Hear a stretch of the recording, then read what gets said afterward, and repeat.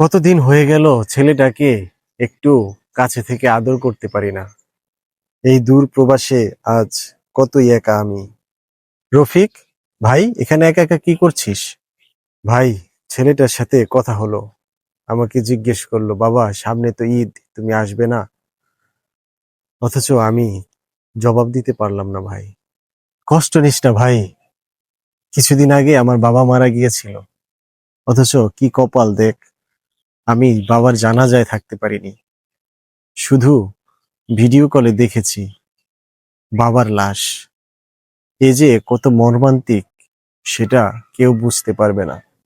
যেন ধীরে ধীরে পাথর হয়ে যাচ্ছি, আমি যেন আর রক্ত মাংসের মানুষ নই। হ্যাঁ ভাই, আমরা কষ্ট করি, টাকা রোজগার করি, সকল টাকা পয়সা বাড়িতে পাঠাই, এরপরও মাঝে মাঝে কথা শুনতে হয়। অনেক সময় পরিবার থেকে বলে তাদের জন্য নাকি কিছুই করলাম না। তখন মনে হয় এত কষ্ট করেও পরিবারকে সুখে রাখতে পারছি না, এজন্য আমার চরম ব্যর্থতা। এমনটাই হয় ভাই, আমরা এই প্রবাসে টাকা কামাই কিন্তু আপনজন হারাই। হাজারো মানুষের ভিড়ে থেকেও আমরা বড্ড একা।